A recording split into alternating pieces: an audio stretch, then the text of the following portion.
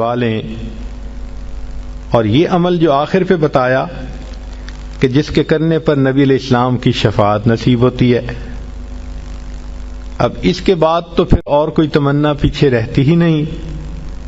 جس کو نبی علیہ السلام کی شفاعت نصیب ہو گئی، اس سے بڑی خوش نصیبی اور کیا ہوتی ہے. لیکن ایک عمل اور بھی ہے.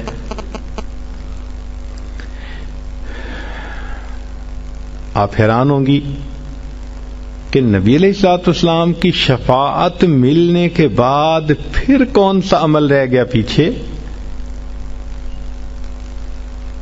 مزہ تو ہے کہ آپ کے ذمے لگائیں کہ اس کو حدیثوں سے ڈھونڈو، پھر آپ کو سمجھ لگ جائے گی کہ اس کو ڈھونڈنا بھی کتنا کام ہے.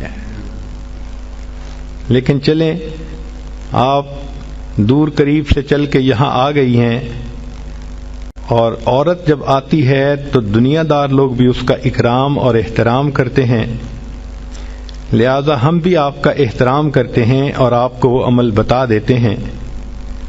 سنیے اور دل کے کانوں سے سنیے. نبی علیہ الصلوۃ والسلام کی یہ حدیث مبارکہ ہے جس کو منذر رضی اللہ عنہ نے روایت کیا. یہ صحابی ہیں، اور یہ حدیث مبارکہ طبرانی شریف میں بھی ہے، مجموع الزوائد میں بھی. ایک دعا ہے، رضیت باللہ ربا وبالاسلام دینا وبمحمد نبیا. اس کو یاد کر لیں اور اس کو صبح کے وقت، فجر کے وقت 3 مرتبہ پڑھ لیا کریں. اس پر اجر کیا ملے گا؟ سبحان اللہ، حدیث کو پڑھ کے دل باغ باغ ہو جاتا ہے، دل خوش ہو جاتا ہے، اور جی چاہتا ہے کہ زندگی کے آخری دن تک ہم اس عمل کو کرتے رہیں، کبھی چھوڑیں گے نہیں. کیا اجر ملا؟ منذر اللہ عنہ فرماتے ہیں کہ نبی السلام نے فرمایا کہ جو شخص اس آیت، اس فقرے کو دن میں 3 مرتبہ پڑھے گا، میں اس کو ہاتھ پکڑ کر جنت میں داخل کرنے کا ذمہ دار ہوں گا. اللہ اکبر کبیرہ. واقعی اللہ کے حبیب صلی اللہ علیہ وسلم نے تو حق ادا کر دیا.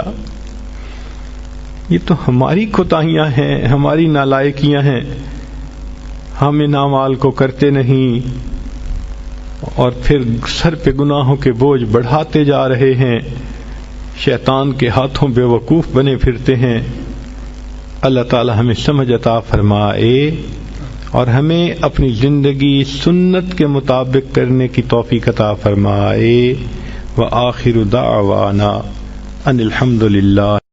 هي الحلقات تحفظني بآيات من القرآن، هي الحلقات تملأني بحب المصطفى العدنان، هي الحلقات تحفظني بآيات من القرآن، هي الحلقات تملأني بحب